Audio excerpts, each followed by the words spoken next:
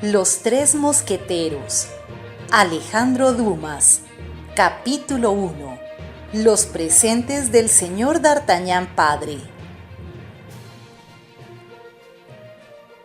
El primer lunes del mes de abril de 1625, el burgo de Meung, donde nació el autor de Roman de la Rose, parecía estar en una revolución tan completa como si los hugonotes hubieran venido a hacer de ella una segunda Rochelle. Muchos burgueses, al ver huir a las mujeres por la calle Mayor, al oír gritar a los niños en el umbral de las puertas, se apresuraban a endosarse la coraza y, respaldando su aplomo algo incierto con un mosquete o una partesana, se dirigían hacia la hostería de Frank Munier, ante la cual bullía, creciendo de minuto en minuto, un grupo compacto, ruidoso y lleno de curiosidad. En ese tiempo los pánicos eran frecuentes y pocos días pasaban sin que una aldea u otra registrara en sus archivos algún acontecimiento de ese género. Estaban los señores que guerreaban entre sí, estaba el rey que hacía la guerra al cardenal, estaba el español que hacía la guerra al rey.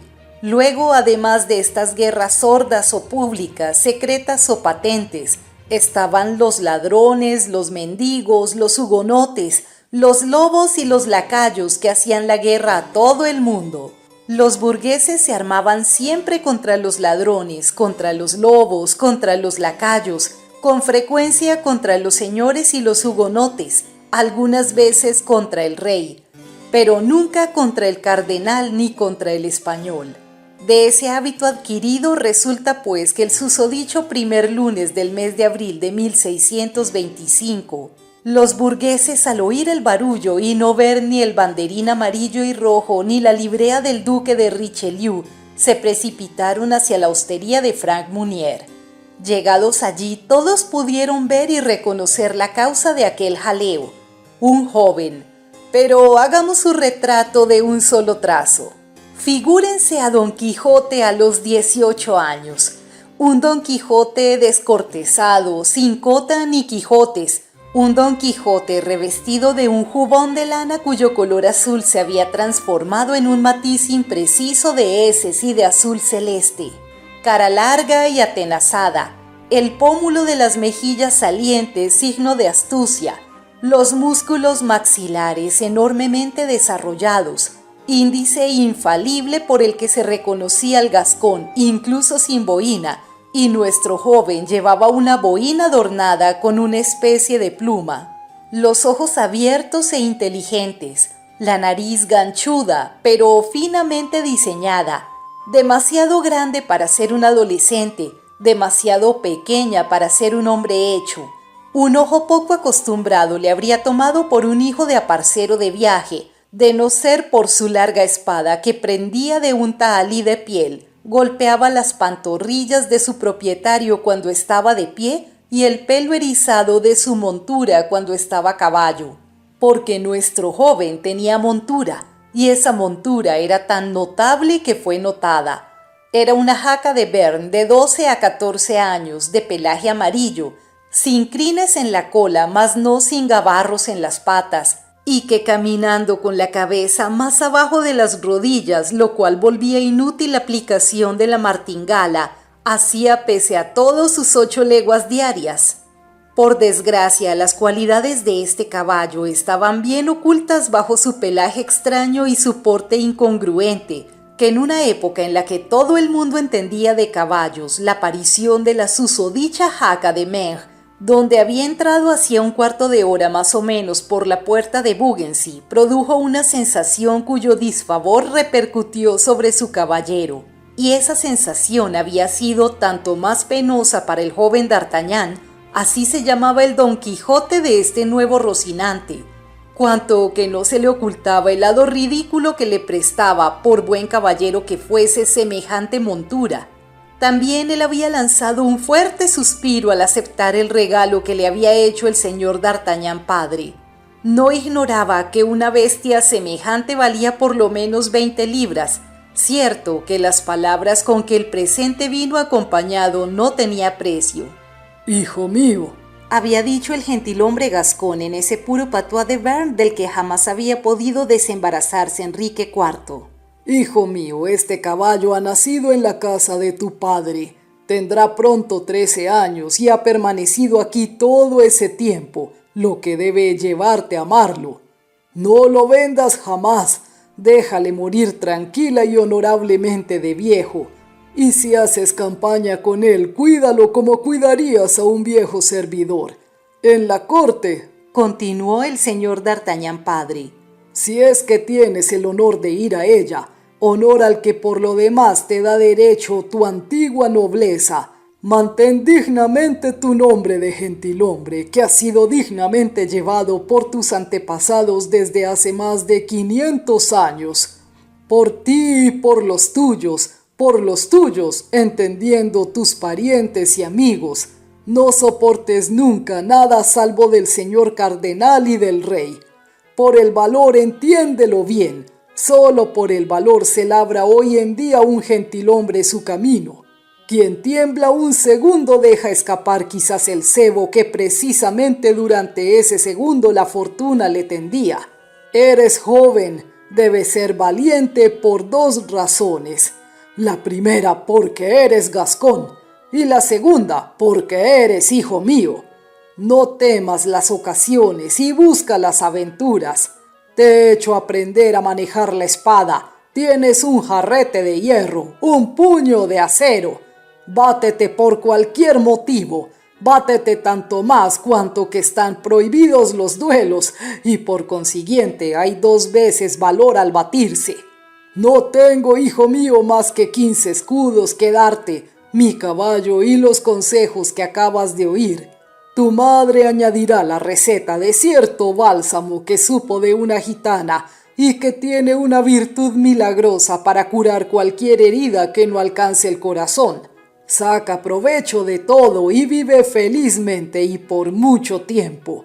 Solo tengo una cosa que añadir, y es un ejemplo que te propongo. No el mío, porque yo nunca he aparecido por la corte y solo hice las guerras de religión como voluntario.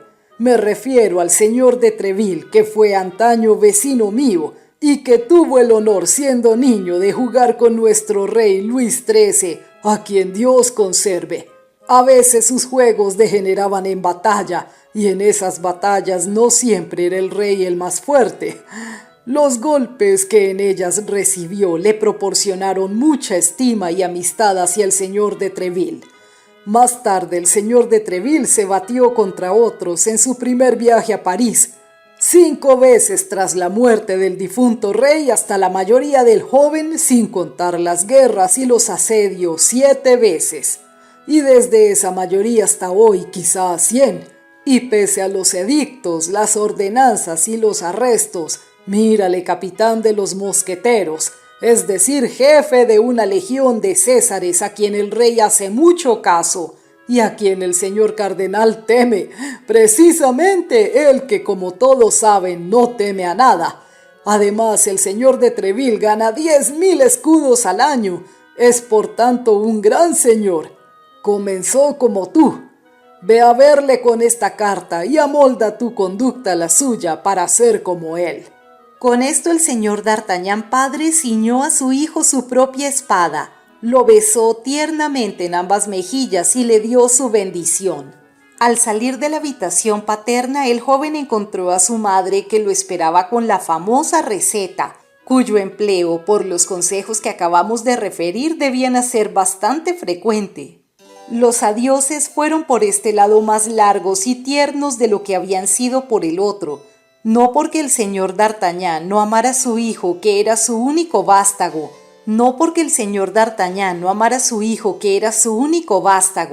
sino porque el señor D'Artagnan era hombre y hubiera considerado indigno de un hombre dejarse llevar por la emoción, mientras que la señora D'Artagnan era mujer y además madre. Lloró en abundancia y, digámoslo, en alabanza del señor D'Artagnan hijo, por más esfuerzo que él hizo por aguantar sereno como debía estarlo un futuro mosquetero. La naturaleza pudo más y derramó muchas lágrimas de las que a duras penas consiguió ocultar la mitad. El mismo día el joven se puso en camino, provisto de los 3 presentes paternos que estaban compuestos, como hemos dicho, por 3 escudos, el caballo y la carta para el señor de Treville. Como es lógico, los consejos le habían sido dados por añadidura. Con semejante vademecum, D'Artagnan se encontró moral y físicamente copia exacta del héroe de Cervantes, con quien tan felizmente le hemos comparado cuando nuestros deberes de historiador nos han obligado a trazar su retrato. Don Quijote tomaba los molinos de viento por gigantes y los carneros por ejércitos. D'Artagnan tomó cada sonrisa por un insulto y cada mirada por una provocación. De ello resultó que tuvo siempre el puño apretado desde Tarbes hasta Meung, y que un día con otro llevó la mano a la empuñadura de su espada 10 veces diarias. Sin embargo, el puño no descendió sobre ninguna mandíbula ni la espada salió de la vaina.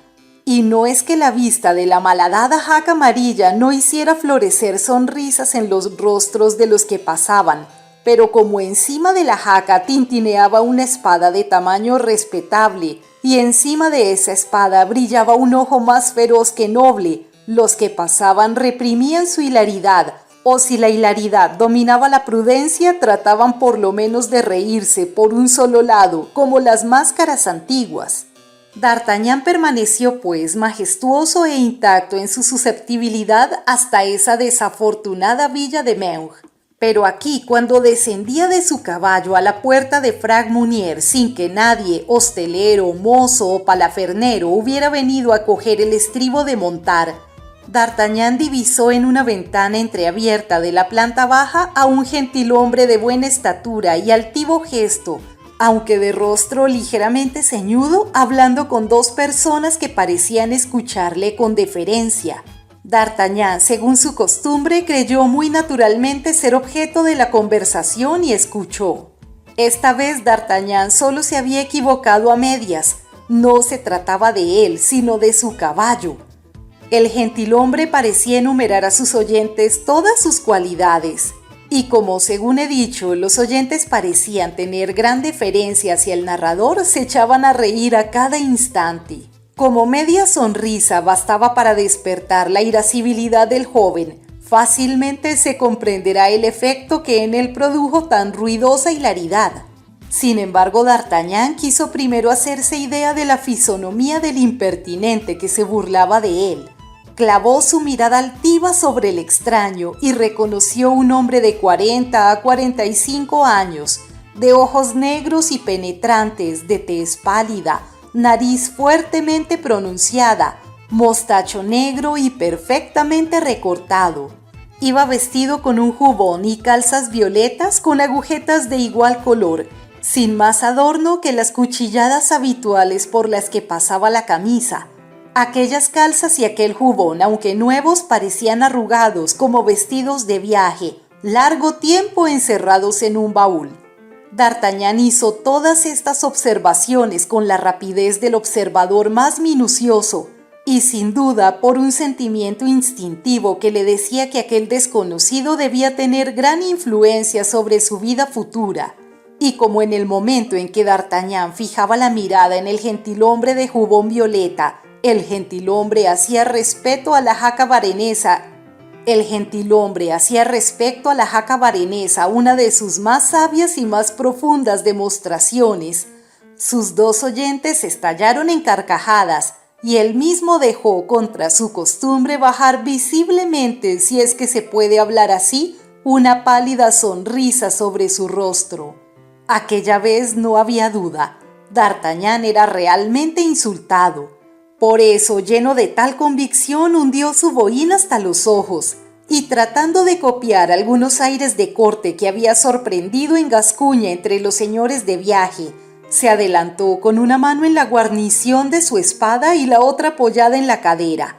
Desgraciadamente, a medida que avanzaba, la cólera le enceguecía más y más, y en vez del discurso digno y altivo que había preparado para formular su provocación, solo halló en la punta de la lengua una personalidad grosera que acompañó con un gesto furioso.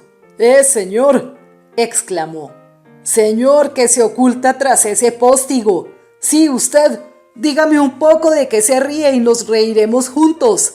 El gentilhombre volvió lentamente los ojos de la montura al caballero, como si hubiera necesitado cierto tiempo para comprender que era a él a quien se dirigían tan extraños reproches. Luego, cuando no pudo albergar ya ninguna duda, su ceño se frunció ligeramente, y tras una ligera pausa, con un acento de ironía y de insolencia imposibles de describir, respondió a D'Artagnan: «Yo no le hablo, señor, pero yo sí le hablo», exclamó el joven exasperado por aquella mezcla de insolencia y de buenas maneras, de conveniencia y de desdenes. El desconocido lo miró un instante, todavía con una leve sonrisa, y apartándose de la ventana, salió lentamente de la hostería para venir a plantarse a 2 pasos de D'Artagnan frente al caballo. Su actitud tranquila y su fisonomía burlona habían redoblado la hilaridad de aquellos con quienes hablaba y que se habían quedado en la ventana. D'Artagnan, al verle, sacó su espada un pie fuera de la vaina. «Decididamente este caballo es, o mejor, fue en su juventud botón de oro», dijo el desconocido, continuando las investigaciones comenzadas y dirigiéndose a sus oyentes de la ventana sin aparentar en modo alguno notar la exasperación de D'Artagnan, que sin embargo estaba de pie entre él y ellos. «Es un color muy conocido en botánica, pero hasta el presente muy raro entre los caballos. ¿Así que se ríe del caballo quien no osaría reírse del amo?», exclamó el émulo de Treville furioso. «Señor», prosiguió el desconocido, «no río muy a menudo, como usted mismo puede ver por el aspecto de mi rostro, pero procuro conservar el privilegio de reír cuando me place. Y yo», exclamó D'Artagnan, «no quiero que nadie ría cuando no me place». «¿De verdad, señor?», continuó el desconocido más tranquilo que nunca. «Pues bien, es muy justo». Y girando sobre sus talones se dispuso a entrar de nuevo en la hostería por la puerta principal, bajo la que D'Artagnan al llegar había observado un caballo completamente ensillado. Pero D'Artagnan no tenía carácter para soltar así a un hombre que había tenido la insolencia de burlarse de él. Sacó su espada por entero de la funda y comenzó a preguntarle gritando: «Vuélvase, vuélvase, señor burlón, para que no lo hiera por la espalda». «¿Herirme a mí?», dijo al otro girando sobre sus talones y mirando al joven con tanto asombro como desprecio. «Vamos, vamos, querido, estás loco». Luego en voz baja, como si estuviera hablando consigo mismo: «Es enojoso», prosiguió. «Qué hallazgo para su majestad, que busca valientes de cualquier sitio para reclutar mosqueteros». Acababa de terminar cuando D'Artagnan le alargó una furiosa estocada que, de no haber dado con presteza un salto hacia atrás, es probable que hubiera bromeado por última vez. El desconocido vio entonces que la cosa pasaba de broma, sacó su espada, saludó a su adversario y se puso gravemente en guardia. Pero en el mismo momento sus 2 oyentes, acompañados del hostelero, cayeron sobre D'Artagnan a bastonazos, patadas y empellones, lo cual fue una diversión tan rápida y tan completa en el ataque que el adversario de D'Artagnan, mientras éste se volvía para hacer frente a aquella lluvia de golpes, envainaba con la misma precisión, y de actor que había dejado de ser, se volvía de nuevo espectador del combate, papel que cumplió con su impasibilidad de siempre, mascullando sin embargo: «Vaya peste de gascones, pónganlo en su caballo naranja y que se vaya». «¡No antes de haberle matado, cobarde!», gritaba D'Artagnan mientras hacía frente lo mejor que podía y sin retroceder un paso a sus 3 enemigos que lo molían a golpes. «Una gasconada más», murmuró el gentilhombre. «A fe mía que estos gascones son incorregibles. Continúen la danza, pues, que lo quiere. Cuando esté cansado ya dirá que tiene bastante». Pero el desconocido no sabía con qué clase de testarudo tenía que habérselas. D'Artagnan no era hombre que pudiera merced nunca. El combate continuó pues algunos segundos todavía. Por fin D'Artagnan, agotado, dejó escapar su espada, que un golpe rompió en 2 trozos. Otro golpe que le hirió ligeramente en la frente lo derribó casi al mismo tiempo, todo ensangrentado y casi desvanecido. En este momento fue cuando de todas partes acudieron al lugar de la escena. El hostelero, temiendo el escándalo, llevó con la ayuda de sus mozos al herido a la cocina, donde le fueron otorgados algunos cuidados. En cuanto al gentilhombre, había vuelto a ocupar su sitio en la ventana y miraba con cierta impaciencia todo el gentío cuya permanencia allí parecía causarle viva contrariedad. «Y bien, ¿qué tal va ese rabioso?», dijo volviéndose al ruido de la puerta que se abrió y dirigiéndose al hostelero que venía a informarse sobre su salud. «¿Su excelencia está sano y salvo?», preguntó el hostelero. «Sí, completamente sano y salvo, mi querido hostelero, y soy yo quien pregunta qué ha pasado con nuestro joven». «Ya está mejor», dijo el hostelero. «Se ha desvanecido totalmente». «¿De verdad?», dijo el gentilhombre. «Pero antes de desvanecerse ha reunido todas sus fuerzas para llamarlo y desafiarlo al llamarlo». «Ese buen mozo es el diablo en persona», exclamó el desconocido. «Oh, no, excelencia, no es el diablo», prosiguió el hostelero con una mueca de desprecio. «Durante su desvanecimiento lo hemos registrado y en su paquete no hay nada más que una camisa y en su bolsa nada más que 2 escudos, lo cual no le ha impedido decir al desmayarse que si tal cosa le hubiera ocurrido en París se arrepentiría en el acto, mientras que aquí solo se arrepentirá más tarde». «Entonces», dijo fríamente el desconocido, «es algún príncipe de sangre disfrazado». «Yo le digo esto, mi señor», prosiguió el hostelero, «para que tome precauciones». ¿Y ha nombrado a alguien en medio de su cólera?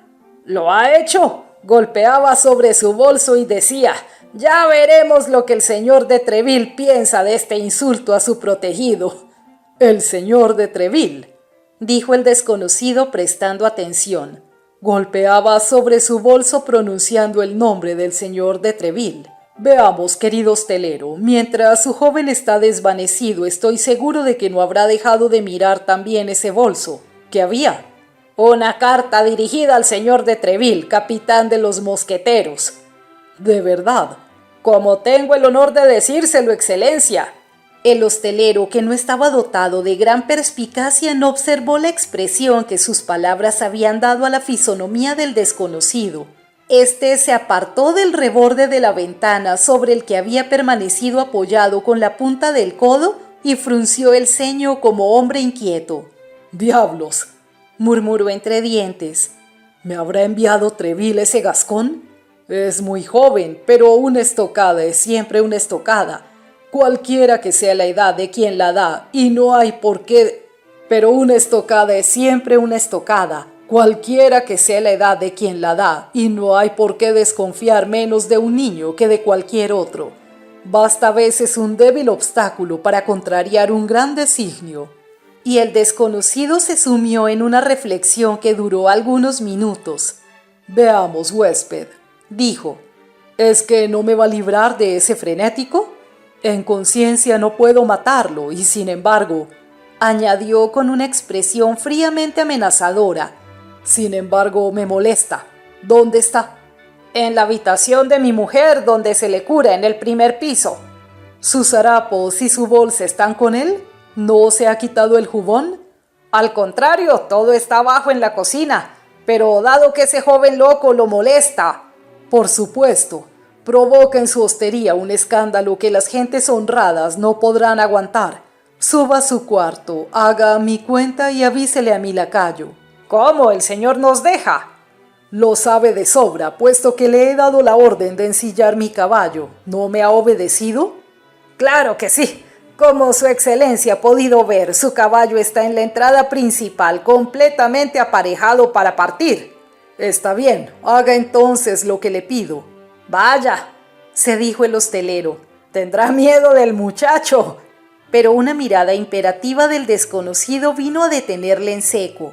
Saludó humildemente y salió. «No es preciso advertir a mi lady sobre este bribón», continuó el extraño. «No debe tardar en pasar, viene incluso con retraso. Decididamente es mejor que monte a caballo y que vaya a su encuentro. Solo que si pudiera saber lo que contiene esa carta dirigida a Treville, y el desconocido, siempre mascullando, se dirigió hacia la cocina. Durante este tiempo, el huésped, que no dudaba de que era la presencia del muchacho lo que echaba al desconocido de su hostería, había subido a la habitación de su mujer y había encontrado a D'Artagnan dueño por fin de sus sentidos. Entonces, tratando de hacerle comprender que la policía podía jugarle una mala pasada por haber ido a buscar querella a un gran señor, porque en opinión del huésped el desconocido no podía ser más que un gran señor, le convenció para que pese a su debilidad se levantara y prosiguiera su camino. D'Artagnan, medio aturdido, sin jubón y con la cabeza toda envuelta en vendas, se levantó y, empujado por el hostelero, comenzó a bajar. Pero al llegar a la cocina, lo primero que vio fue a su provocador, que hablaba tranquilamente al estribo de una pesada carroza tirada por dos gruesos caballos normandos. Su interlocutora, cuya cabeza parecía enmarcada en la portezuela, era una mujer de 20 a 22 años. Ya hemos dicho con qué rapidez percibía D'Artagnan una fisonomía. Al primer vistazo comprobó que la mujer era joven y bella, pero esta belleza le sorprendió tanto más cuando era completamente extraña a las comarcas meridionales que D'Artagnan había habitado hasta entonces. Era una persona pálida y rubia, de largos cabellos que caían en bucles sobre sus hombros, de grandes ojos azules lánguidos, de labios rosados y manos de alabastro. Hablaba muy vivamente con el desconocido. «Entonces mi eminencia me ordena», decía la dama, «volver inmediatamente a Inglaterra y avisarle directamente si el duque abandona Londres. Y en cuanto a mis restantes instrucciones», prosiguió la bella viajera, «están guardadas en esa caja que solo abrirá al otro lado del Canal de la Mancha». «Muy bien. ¿Qué hará usted?» «Yo regreso a París». «¿Sin castigar a ese insolente muchachito?», preguntó la dama. El desconocido iba a responder, pero en el momento en que abría la boca, D'Artagnan, que lo había oído todo, se abalanzó hacia el umbral de la puerta. «Es ese insolente muchachito el que castiga a los otros», exclamó, «y espero que esta vez aquel a quien debe castigar no escapará como la primera». «¿No escapará?», dijo el desconocido frunciendo el ceño. «No, delante de una mujer no osaría huir, eso presumo. Piénselo», dijo milady al ver al gentilhombre llevar la mano a su espada. «Piense que el menor retraso puede perderlo todo». «Tiene razón», exclamó el gentilhombre. «Parta pues por su lado, yo parto por el mío». Y saludando a la dama con un gesto de cabeza se abalanzó sobre su caballo, mientras el cochero de la carroza azotaba vigorosamente a su tiro. Los dos interlocutores partieron pues al galope, alejándose cada cual por un lado opuesto de la calle. ¡Su gasto!, vociferó el hostelero, cuyo afecto a su viajero se trocaba en profundo desdén al ver que se alejaba sin saldar sus cuentas. «¡Paga, bribón!», gritó el viajero, siempre galopando a su lacayo, el cual arrojó a los pies del hostelero 2 o 3 monedas de plata y se puso a galopar tras su señor. ¡Cobarde! ¡Ah, miserable! ¡Ah, falso gentilhombre!, exclamó D'Artagnan, lanzándose a su vez tras el lacayo. Pero el herido estaba demasiado débil aún para soportar semejante sacudida. Apenas hubo dado 10 pasos cuando sus oídos le zumbaron. Le dominó un vahido, una nube de sangre pasó por sus ojos y cayó en medio de la calle gritando todavía: «¡Cobarde! ¡Cobarde! ¡Cobarde!». «En efecto, es muy cobarde», murmuró el hostelero aproximándose a D'Artagnan y tratando mediante esta adulación de reconciliarse con el pobre muchacho como la garza de la fábula con su limarco nocturno. «Sí, muy cobarde», murmuró D'Artagnan. «Pero ella, qué hermosa». «¿Quién ella?», preguntó el hostelero. «Milady», balbuceó D'Artagnan, y se desvaneció por segunda vez. «Es igual», dijo el hostelero. «Pierdo 2, pero me queda este, al que estoy seguro de conservar por lo menos algunos días. Siempre son 11 escudos de ganancia». Ya se sabe que 11 escudos constituían precisamente la suma que quedaba en la bolsa de D'Artagnan. El hostelero había contado con 11 días de enfermedad a escudo por día, pero había contado con ellos sin su viajero. Al día siguiente, a las 5 de la mañana, D'Artagnan se levantó, bajó él mismo a la cocina, pidió además de otros ingredientes cuya lista no ha llegado hasta nosotros, vino, aceite, romero, y con la receta de su madre en la mano se preparó un bálsamo con el que ungió sus numerosas heridas, renovando él mismo sus vendas y no queriendo admitir la ayuda de ningún médico. Gracias sin duda a la eficacia del bálsamo de Bohemia y quizás también gracias a la ausencia de todo doctor, D'Artagnan se encontró de pie aquella misma noche y casi curado al día siguiente. Pero en el momento de pagar aquel romero, aquel aceite y aquel vino, único gasto del amo que había guardado dieta absoluta, mientras que por el contrario el caballo amarillo, al decir del hostelero al menos, había comido 3 veces más de lo que razonablemente se hubiera podido suponer por su talla, D'Artagnan no encontró en su bolso más que su pequeña bolsa de terciopelo raído, así como los 11 escudos que contenía. En cuanto a la carta dirigida al señor de Treville, había desaparecido. El joven comenzó por buscar aquella carta con gran impaciencia, volviendo y revolviendo 20 veces sus bolsos y bolsillos, buscando y rebuscando en su talego, abriendo y cerrando su bolso.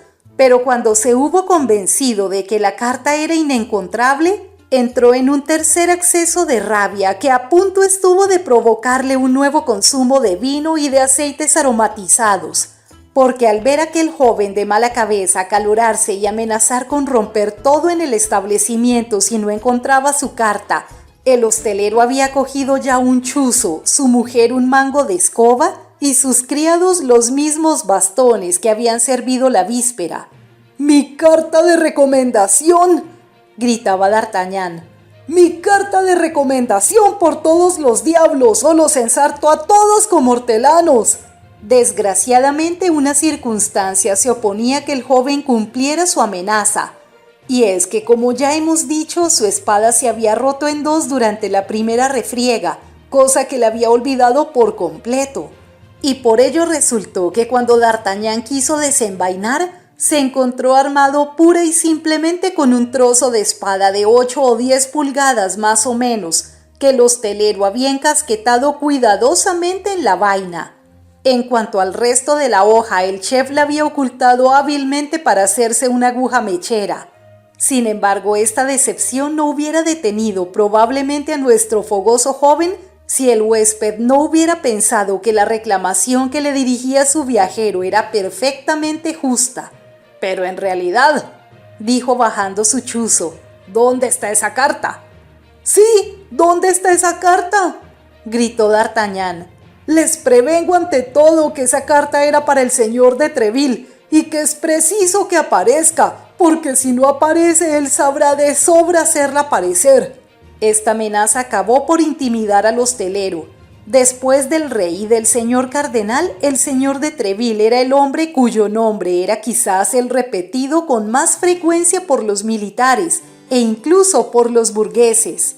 También estaba el padre Joseph, cierto, pero su nombre a él nunca le era pronunciado sino en voz baja. Tan grande era el terror que inspiraba la eminencia gris, como se le llamaba al familiar del cardenal. Por eso, arrojando su chuzo lejos de sí y ordenando a su mujer hacer otro tanto con su mango de escoba y a sus servidores con sus bastones, fue el primero que dio ejemplo de buscar la carta perdida.